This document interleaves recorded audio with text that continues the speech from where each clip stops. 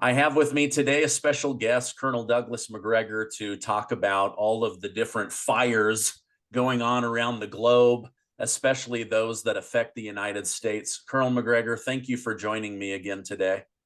Sure, happy to be here. Wanted to get your thoughts on this because I have people like Gerald Celente from the Trends Journal on, and he says things like, we're already in World War. You think that they just start overnight? No, they slowly build.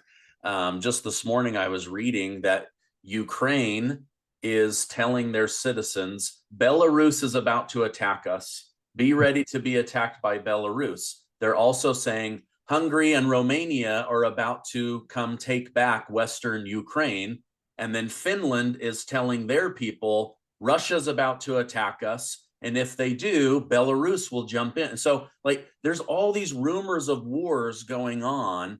And doesn't that just put everyone on pins and needles? And that's what can really light the fire of a third world war? Well, first, that's the playbook. If you're a neoconservative and the neocons are driving the train, they're part of the larger globalist elite that wants to transform us into sedated sheep.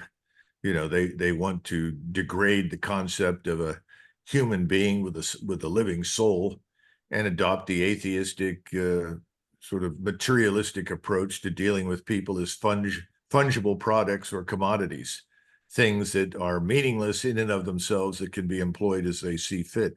This kind of Trotskyite logic and thinking was the origin behind the Comintern. And we've become a kind of 21st century version of the same thing. No, you're absolutely right. We are sowing the seeds of discord everywhere we possibly can. Now, can all of these come together and result in a global catastrophe? I suppose it's possible. It's never impossible. But there are a few differences that need to be noted. In 1914, when we saw the First World War break out, all of the major participants were already primed for some sort of conflict. They all underestimated its dangers and its destructiveness, but they were all ready to pounce.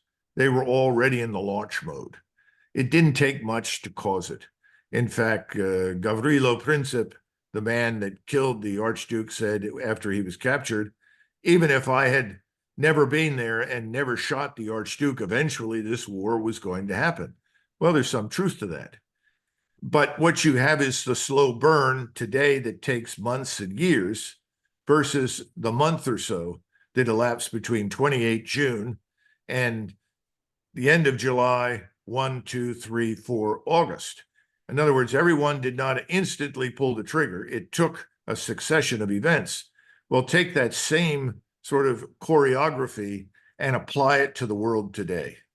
We're not going to see World War III break out this week or next week. It's going to take a few months. I think by April, May timeframe, all the pieces will be in place. And whoever is not involved in the region or externally will become involved. Remember, Russia is closely aligned with Iran.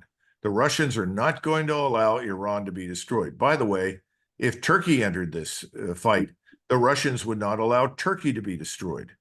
The interesting thing is that Russia and China seem to be very concerned about preserving the international system.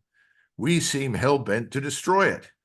And yet we're the people that talk about, the rule-based order. What rules?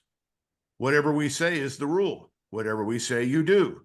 That's all. It's all hypocritical nonsense. It's meaningless nonsense. It's a facade. We're not even enforcing our own laws inside the United States.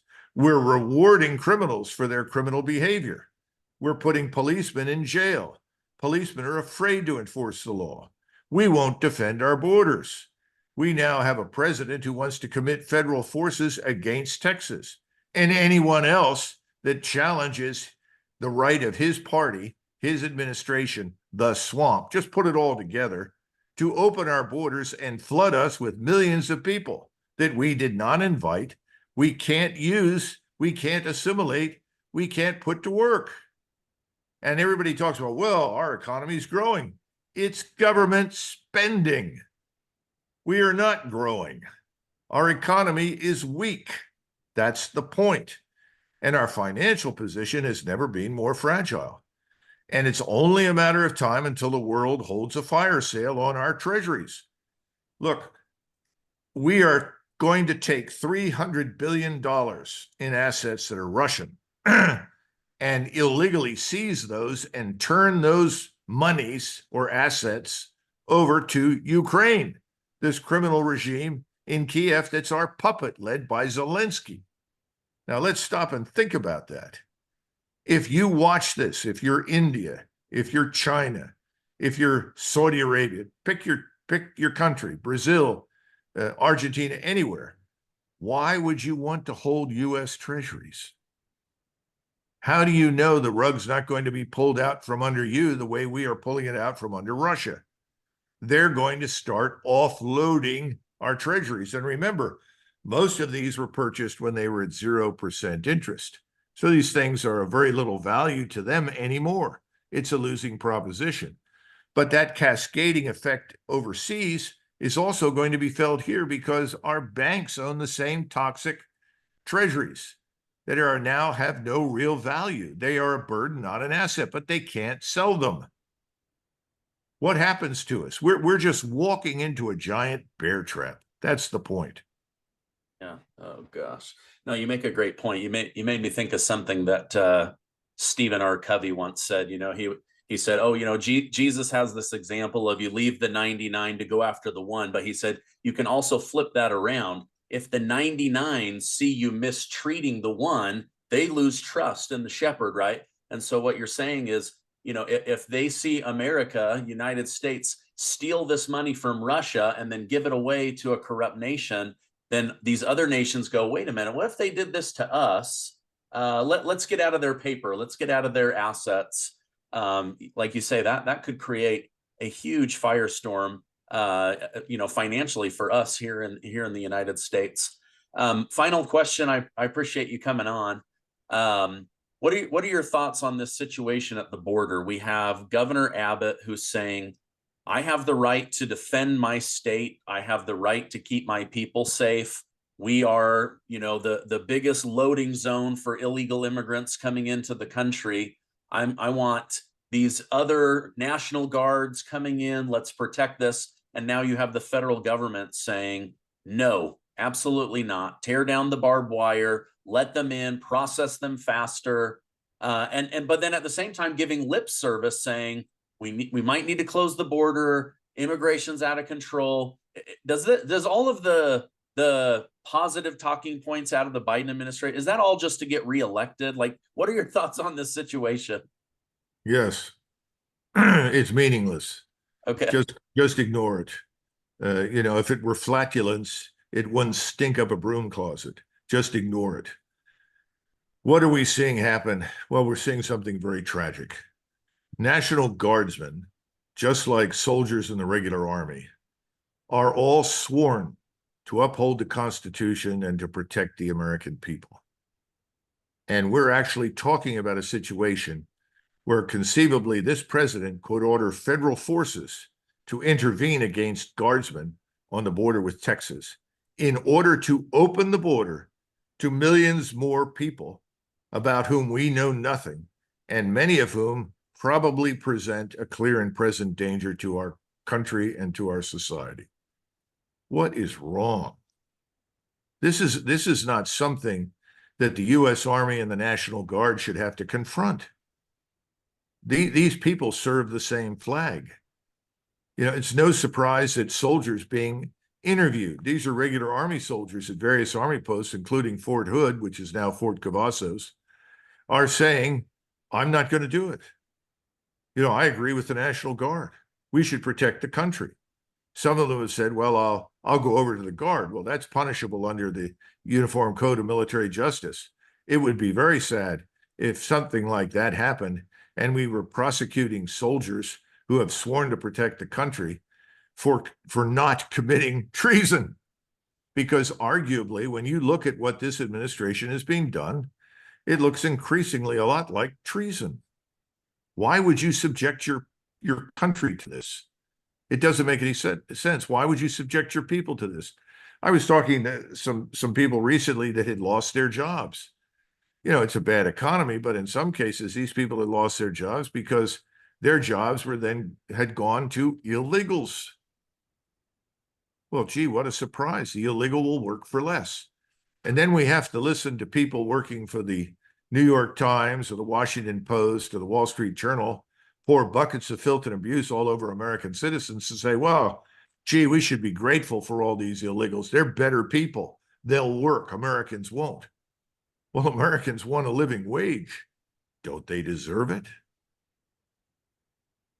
Yeah. Oh gosh. Lots of problems, I hope they all work out. The one that has me nervous, is I can't imagine being in the military where I go, okay, wait a minute, I've sworn an oath to the Constitution. I love my country. I will give blood for this flag, and then the chief commander is giving an order that feels like it's against the Constitution, that it feels like it's against protecting the United States. I mean, I can't imagine the mental game that is going on in people's minds right now as they are potentially sent against their own brothers and sisters in Texas.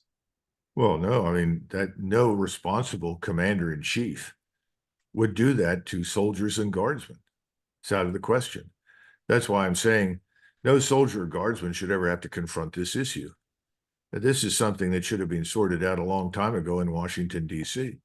But unfortunately, the American people are an afterthought. And oh, by the way, we need to bomb Iran. Insane. Makes no sense whatsoever. Yeah, no, I agree.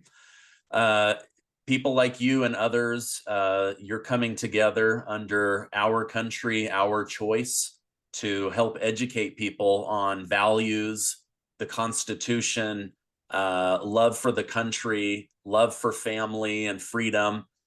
Is ourcountry.ourchoice.com the best place for me to push some traffic so they can learn about the organization? Well, we're not so much about educating, although hopefully we will do some of that. We think large numbers of Americans understand what you and I have been discussing. We want them to join us. We want other like-minded organizations to join us. We will give them room on our platform. We're building a media platform, as well as building the membership in our organization, which we regard as a movement, which we think can become the third way in American politics. In other words, conceivably, over the long term, it can become the foundation for a third party. We badly need an American national party. The Democrats and the Republicans don't qualify in that category. That's the problem. Yeah. Okay. Well, I'll push people down through that link. I appreciate you coming on. I know your time is valuable. Thank you for all of your insight, all the research you do to keep us up to date on so many different battles. I mean, it's insane the amount of information that they're putting out there. But thank you, and I hope you have a great rest of your day.